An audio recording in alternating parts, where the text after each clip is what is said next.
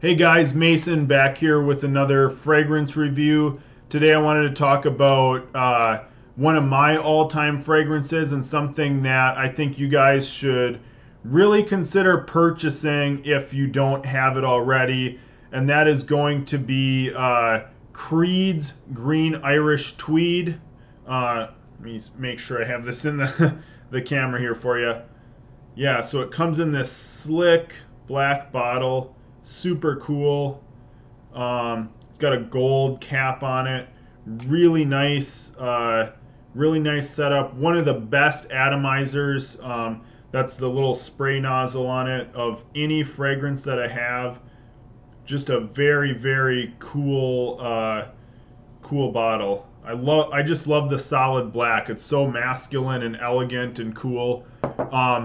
So what is Creed Green Irish Tweed? Should you get it? What are some of the notes in it? That's what we're going to go over right now. So before I get anything else here, let's talk about the packaging it comes in. So it comes in this cool bottle or cool box.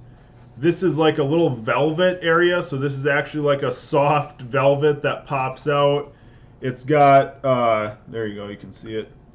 It's got nice gold gilded lettering and labeling on it. Tells a little bit about the Creed family, a little bit about the fragrance and how they select them or whatever. But yeah, cool box. It's a little bit higher quality, I thought, than, you noticed my last review on Leighton Exclusive. I complained about the box. This is a pretty solid box. It's not going to shake out of there. The box itself is textured. I think you can kind of tell.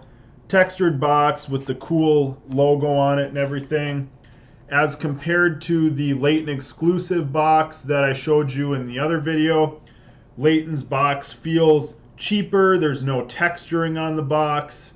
The bottom falls open, and they do have a little bit of a printed out logo, or a little bit of a logo that stands out there.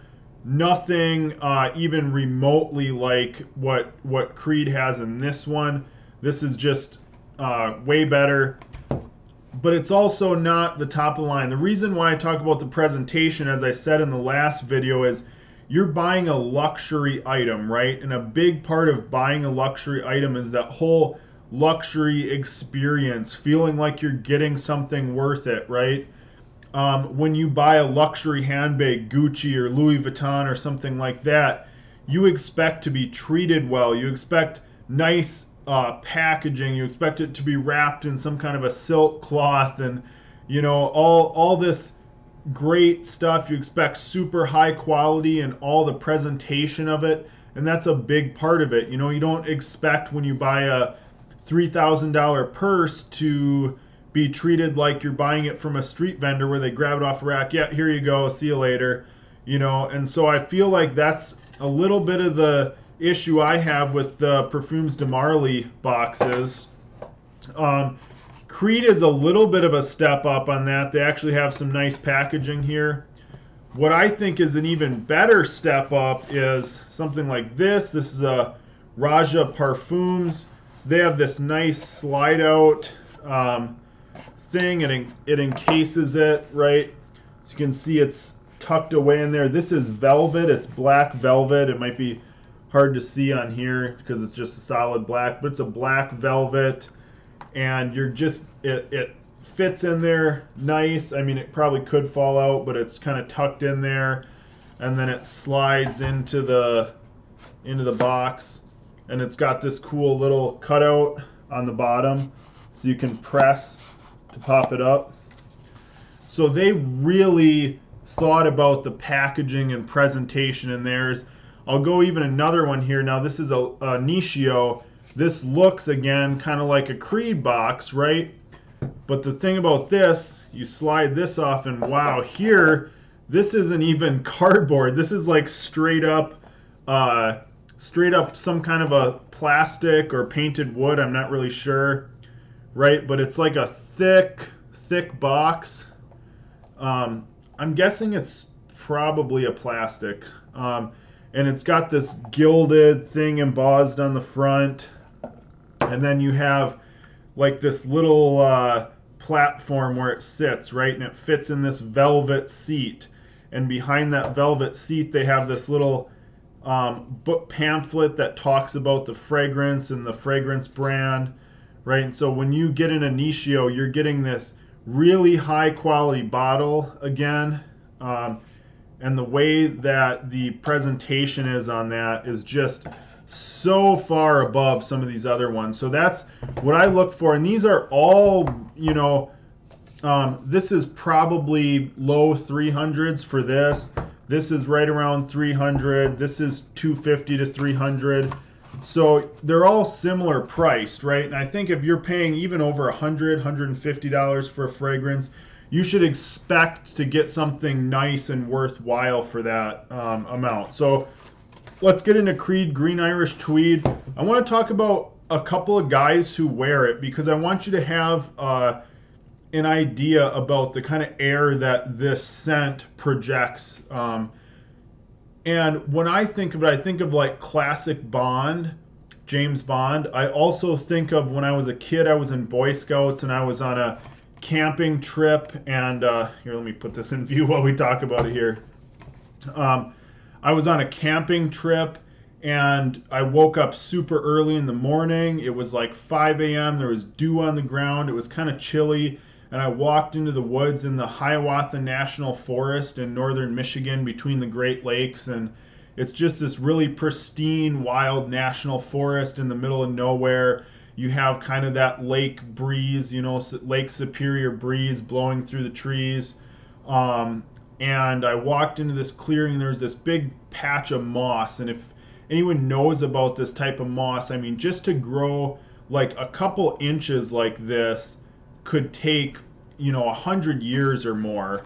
And this moss was like super thick, some of the thickest moss that I've ever seen in my life growing there. And it had this smell of just like the freshest, cleanest, wildest, but also at the same time relaxing and pleasant and invigorating environment that I had ever been in. And that smell, like, soon as I smelled this, right, this is at this point 20 years ago probably when I when I had that experience or close to it. And I smelled this, you know, I bought this maybe a year ago, and it took me back there right away, and it made me like picture everything about that, because that's what this smells like. It smells like fresh moss on an Irish countryside with an ocean wind going through the air. And so let's talk about the notes a little bit.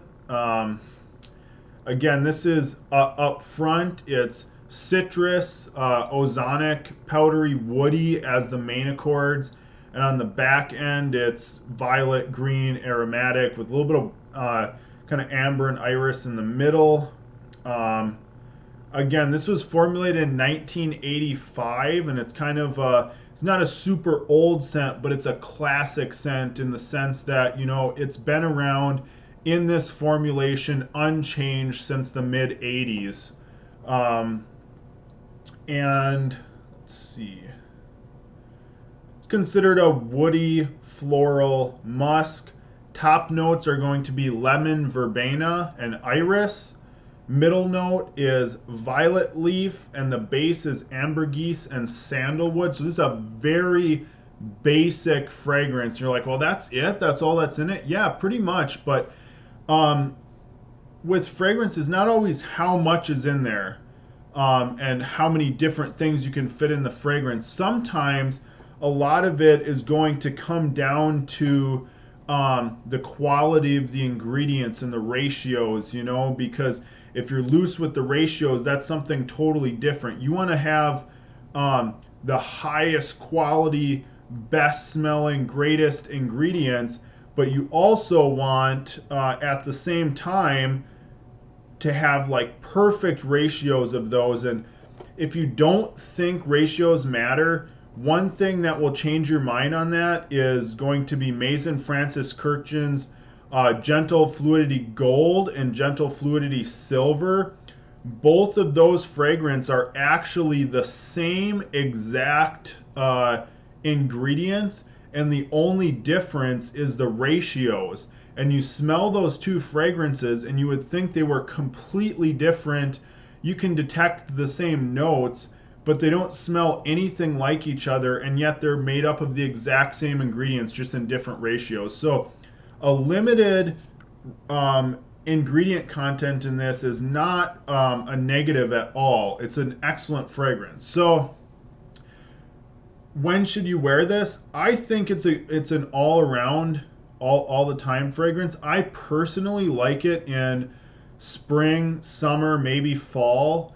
But I've heard other people say it's a winter fragrance. I don't get that. I can see how you'd wear it in the winter, but to me it's a little cold and distant, I guess, for typical winter wearing. Like, I don't know if I want to I want to smell that fresh and citrusy and whatnot when we're in the middle of winter and it's super cold here. But again, that might be a personal preference. A couple of people, I made a note here on my phone of a couple people who are known to have worn this. So Clint Eastwood was actually known to have worn this as a signature scent for almost 20 years. So when you picture that cool, calm, collected man, what does he smell like? What did Clint Eastwood smell like when he was, giving people the quiet stare down or whatever? He probably smelled like Creed Green Irish Tweed.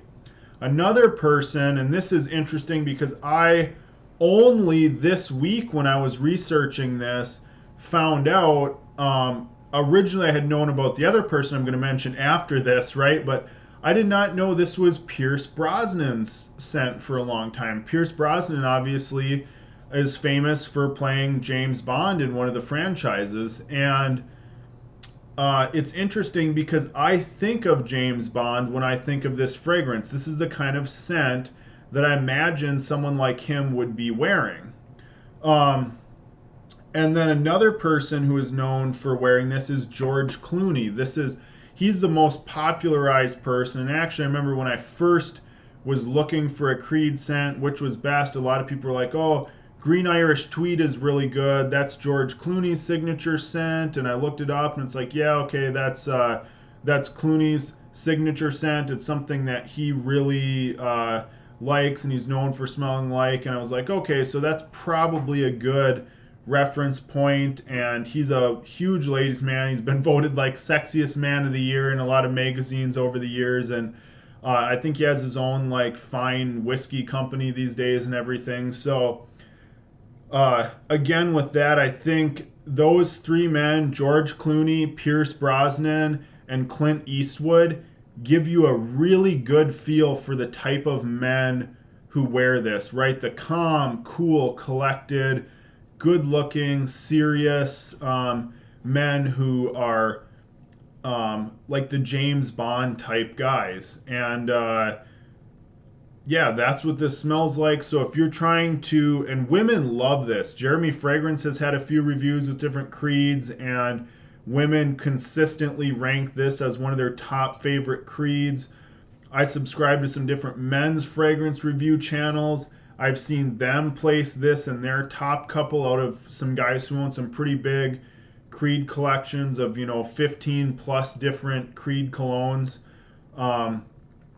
I think this is personally my favorite of all the Creed colognes. I have two others. I have Original Santal and Silver Mountain Water, and I've had Aventus in the past. I just personally feel that Elysium kind of hits the same spots that Aventus does, but is a little bit better and a little bit more unique since a lot of guys are wearing Aventus these days. But if you're looking for excellent, cool fragrance, get yourself some Creed Git, G-I-T. A lot of people abbreviated that, Git, Green Irish Tweed.